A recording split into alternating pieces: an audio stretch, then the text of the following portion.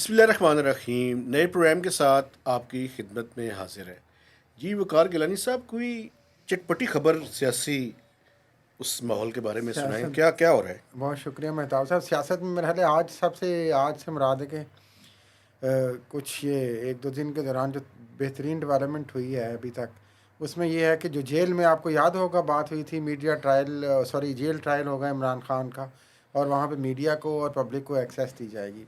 Public का तो नहीं पता चला, जज साहब ने ये कहा कि पब्लिक के लिए जेल 6-7 अथॉरिटीज़। साफियों को तो दी गई है मेरे हाँ ख्याल जी, मीडिया को दी गई है, पब्लिक को नहीं दी गई। लेकिन उसमें जो अहम बात ये हुई है अच्छा, वो कि साफी कौन थे जैसे वैसे वो गए वो थे जो? ज़्यादातर तो कोर्ट रिपोर्टर्स थे, अच्छा, जो कोर्ट रिपोर्ट जो जुडिशल कॉम्प्लेक्स भी जाते थे।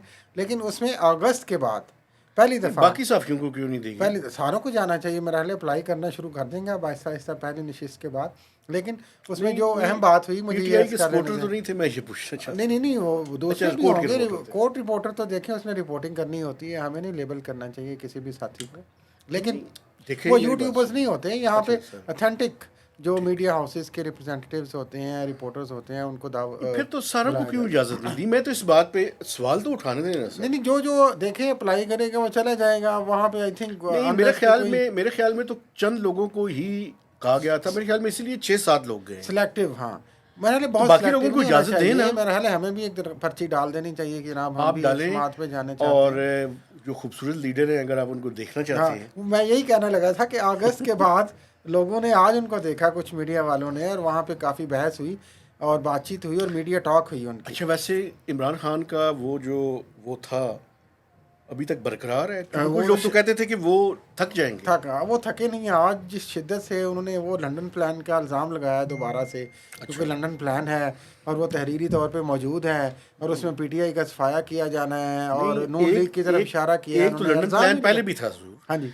जिसमें फैज़ हमीद, जी जी, चौधरी शुजात हुसैन जी जी, और तैरुल कादरी जी जी। और इमरान खान हाँ, फैज़ हमीद इकट्ठे तो हुए बाद थे। में आए होंगे उस वक्त। नहीं उस नहीं वक्त नहीं, तो थे उस देखें, टाइम। उस उससे पहले यार, भी फिर एक लंदन प्लान था, आपको याद होगा, उसमें मुझे 2008 की। याद है, जो जियो के रिपोर्टर हैं वहाँ पे लंदन में, उन्होंने ये स्टोरी ब्रेक की थी। मुर्तज़ा अली शाह ने, मुर्तज़ा अली शाह हमारे ने, बड़े मेहरबान भाई हैं हमारे। तो बड़ी अच्छी स्टोरी थी लंदन उन्होंने। प्लान कोई आज, वैसे आज पाकिस्तान की सियासत में कोई नया नहीं है। ये इससे पहले भी वो जो जरदारी साहब के दौर में धरना हुआ था, उसके बाद फिर 2014 वाली सिचुएशन में जो आप बात करें, ये सारी चीज़ें कहीं ना कहीं से देखें, सियासत के ताने बाने बाहर बैठ के जोड़े जाते हैं। वैसे कभी दुबई वाशिंगटन और में, कभी लंदन का लंदन हमेशा में। ही रोल रहा है। क्या, हाँ जी, कभी दुबई में, कभी लंदन में। लेकिन उन्होंने वो जो आपने कहा था कि वो कहाँ ठहरे हैं, वो वहीं के वहीं ठहरे हुए हैं। उन्होंने उसी शब्दों के साथ इल्ज़ाम लगाया लंदन प्लान का। उन्होंने कहा कि मैं यहीं डट के खड़ा हूँ। उन्होंने बुशरा बीबी की सपोर्ट की है, अपनी वाइफ की। उन्होंने कहा कि ये सब कुछ एक साजिश के तहत किया जा रहा है। और उन्होंने नए इलेक्शंस के हवाले से देखें, आजरा बीबी के बारे में तो कोई बात नहीं की कोई उन्होंने। एतराज़ नहीं किया उन्होंने। आजरा बीबी के बारे में नहीं बात नहीं, नहीं की। हाजरा बीबी खुद उनके बारे में बात करें। देखें, इनकी एक अच्छी बात है इमरान खान की, वैसे जो जिन लोगों जिनसे वो किनारा कशी इख्तियार कर लेते हैं, उन्होंने कभी जिक्र नहीं किया। रेहाम खान साहबा देख लें, उन्होंने उस तरह से कभी जिक्र नहीं किया। ये तो अच्छी जमायमा बात, देख पर्सनल लें। लाइफ के बारे में बात करनी भी हाँ, नहीं चाहिए। तो लेकिन ये मैं वैसे इससे पूछ रहा हूँ, कोई किसी साफी ने पूछा नहीं उनसे? नहीं नहीं, उनसे शायद नहीं पूछा। लेकिन उन्होंने जो एक बहुत बड़ा शक था नाजरीन, कि जो बैरिस्टर गौहर अली खान चेयरमैन बने हैं पीटीआई के, और उसमें कहा जा रहा है कि आशीर्वाद है पीटीआई के जो लीडर हैं मेन इमरान खान की, उस पर उन्होंने कोई ऑब्जेक्शन नहीं किया है। इसका मतलब कि उन्होंने गौहर अली खान को एंडोर्स किया है। और उसके साथ साथ उन्होंने ये भी कहा है कि अगर इलेक्शन इस तरह होते हैं तो पीटीआई स्वीप करेगी। अच्छा, उनकी बातें वहीं की वहीं हैं। लेकिन ये अच्छी बात है कि मीडिया से उनका इंटरेक्शन हो रहा है। वो जो कॉन्स्पिरेसी जन्म ले रही थी पीटीआई की तरफ से, या दूसरे अनासर की तरफ से, या दूसरी सियासी जमातों की तरफ से, तो वो सामने आमने जब बात हो जाएगी तो ज़्यादा ट्रांसपेरेंट हो अच्छा, जाएगी। एक बात से हमने अगर पीटीआई को डिस्कस की है, तो नून लीग के अंदर भी आजकल एक इन फाइट जो है वो जारी है, और वो जारी है अपने, क्या नाम है इनका, टिकटों की तकसीम पे। टिकटों की तकसीम पे भी। और अभी दानियाल अजीज़ ने जो बयानात दिए हैं हाँ जी, वो एहसन एहसन इकबाल के इकबाल के खिलाफ, साथ। और उन्होंने कहा जी ये सारी इन्फ्लेशन इन्हीं की वजह से हुई थी। हाँ जी।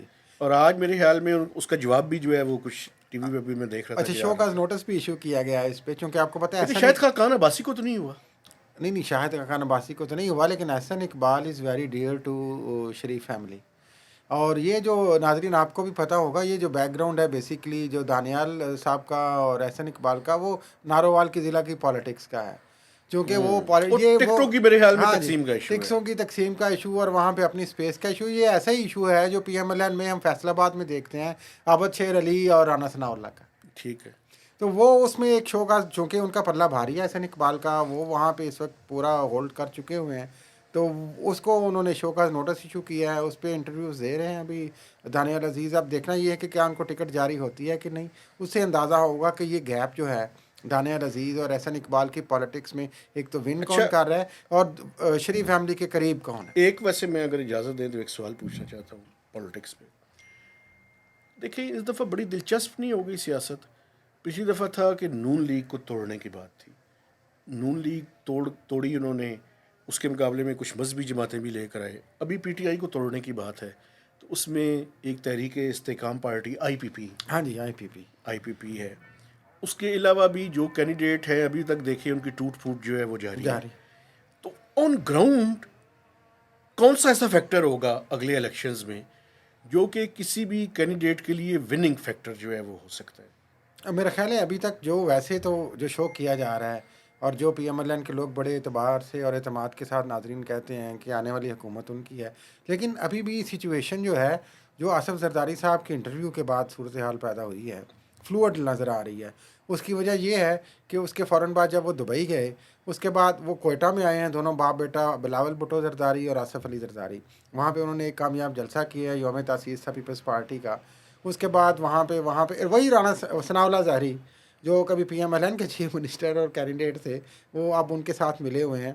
तो उसके साथ सिंध से कुछ लोग शामिल हुए हैं और उन्होंने MQM ने आपको इसमें, मैं जो आप फ्लूइड सिचुएशन की बात मैं कर रहे हैं, मुझे वो आपकी एक एक मिनट अर्ज रिक्वेस्ट कर करूं, लेने दें, एक मिनट।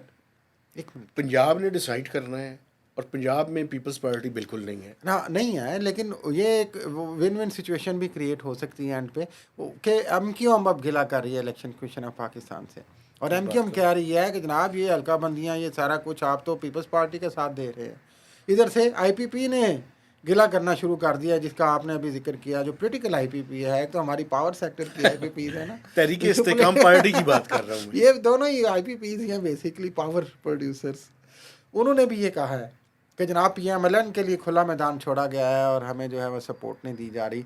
तो अभी आई थिंक एक फ्लूइड सिचुएशन है नाजरीन, और उसमें हो सकता है कि जो PMLN मुकम्मल तौर पे चाह रही है, शायद ऐसी सूरत हाल ना निकले एंड पे। अभी तो लेकिन ये भी नहीं पता लेकिन इलेक्शन होंगे कि नहीं होंगे। लेकिन अगर अगर इलेक्शंस होते हैं तो उसमें आप नहीं समझते कि ये इलेक्शंस के बाद तहरीक इस्तेकाम पार्टी, MQM, पाकिस्तान मुस्लिम लीग नवाज़, ये सारे एक छतरी तले होंगे? और आखिरी बात, एक बड़ी इंपॉर्टेंट बात और भी है, सुना है मौलाना फजलुर रहमान प्रेसिडेंट बनना चाहते हैं। हाँ जी, ये आज उनकी जमात ने तो कहा कि चाहे पीपल्स पार्टी की हुकूमत हो, चाहे नून लीग की हुकूमत हो, सदर तो मौलाना फजलुर रहमान होंगे। वैसे ये देखिए, मुमकिन है? देखिए पाकिस्तान में तो कुछ भी मुमकिन है, लेकिन ये अभी मेरा ख्याल है कि बईदस क्यास है, हम ये नहीं कह सकते कि बड़ी करीब चीज़ है, क्योंकि मौलाना साहब की ये ख्वाहिश बड़ी पुरानी है कि एक वक्त में वज़ीर आज़म बनना चाहते थे, अब वो सदर पाकिस्तान बनना चाहते हैं। मेरा ख्याल है PMLN भी नहीं चाहेगी कि वो बने और ना ही कि इस्टेब्लिशमेंट चाहेगी, लेकिन ये तो उस वक्त की सूरत हाल पर डिपेंड करेगा कि इलेक्शन अच्छा, के रिजल्ट एक क्या एक आते हैं। आखिरी बात बड़ी इंपॉर्टेंट मुझसे अगर जी, इजाज़त दें, KP में आप क्या समझ रहे हैं क्या होगा? KP में देखिए, KP में आज एक बड़ी दिलचस्प सूरत हाल मैंने खबर पढ़ी, बाय द वे आपने KP का जिक्र किया, कि नौशहरा की 7 सीटें हैं जी कौमी असम्बली की, और सातों की सातों सीटों पे जो हमारे परवेज़ खटक साहब हैं, बड़े जयद साबिक़ वज़ीर आला और PTI के बानी रहनुमाओं में से, उन्होंने जनाब अली कहा है कि वो सातों की सातों नशिस्त पे उनकी फैमिली खड़ी हो रही है, 3 नशिस्तों पे वो खड़े हो रहे हैं, 2 पे उनके 2 बेटे खड़े हो रहे हैं, और 2 पे उनका दामाद, एक कौमी और एक सूबाई असम्बली की सीट पे।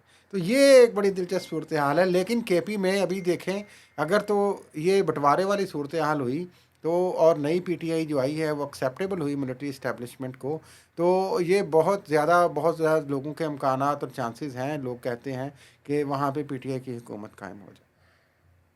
कि आप मौलाना फजलुर रहमान की ख्वाहिश पे लात मार रहे हैं? नहीं, उनकी ख्वाहिश तो देखिए, ख्वाहिशों में तो कोई हर्ज नहीं, ख्वाहिश तो PTI की भी है, नून लीग की भी है, मेरे ख्याल है कि बिलावल भुट्टो जरदारी की भी ख्वाहिश है। ज़्यादा ये वो सब अपनी ख्वाहिशें प्रेसिडेंट ही से है। ज़्यादा पहली ख्वाहिश उनकी ये है कि KP में उनकी हुकूमत हाँ, बने। बदकिस्मती यही है इस मुल्क की जमहूरियत के साथ, यहाँ पे ख्वाहिशों पे काम होता है, जो प्रैक्टिकल जमहूरी काम होने चाहिए वो नहीं होते हैं।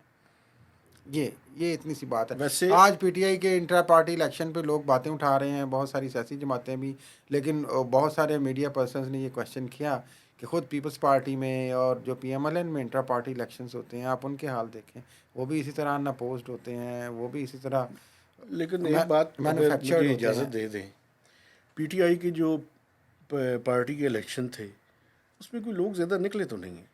और नहीं नहीं, वो मेरा ख्याल है वो निकालना भी नहीं चाहते थे ज़्यादा लोगों को, वो तो एक नई सिचुएशन क्रिएट करना चाहते थे। उसका रद्द-ए-अमल पहला हमें इलेक्शन कमीशन ऑफ पाकिस्तान की जब नेक्स्ट हियरिंग होगी, जिसमें बल्ले के निशान की वजह से सारा कुछ हुआ है ये नाज़रीन, उससे हमें पता होगा। मेरा ख्याल है कि आज अभी इतना ही काफ़ी है बिल्कुल गपशप। ठीक है जी। ये पॉलिटिकल गपशप जो है ये हम एक साइड दूसरे से लाइन्स पे सीखते करते हैं। रहेंगे, मेन आप इकॉनमी पे बात करते रहेंगे, बिल्कुल करते लेकिन रहेंगे, ये सियासत जो लेकिन ये है पॉलिटिक्स और इकॉनमी जुड़े हुए जुड़ी हुई है, सब्जेक्ट हैं। और आने वाला वक्त वैसे भी सियासत का है, इलेक्शन होने हैं, तो मेरा ख्याल है हमें थोड़ी बहुत बातचीत इस पे करते रहना चाहिए। बिल्कुल ठीक है। और जमहूरियत के हवाले से मेरा ख्याल है कि मीडिया और डेमोक्रेसी, इन दोनों का बड़ा चोली दामन का साथ है, तो एग्रीड। मीडिया को हमें एज ए मीडिया पर्सन इस इशू पे ज़रूर बात करते रहना चाहिए। तो इजाज़त दीजिए जी, खुदा हाफिज़।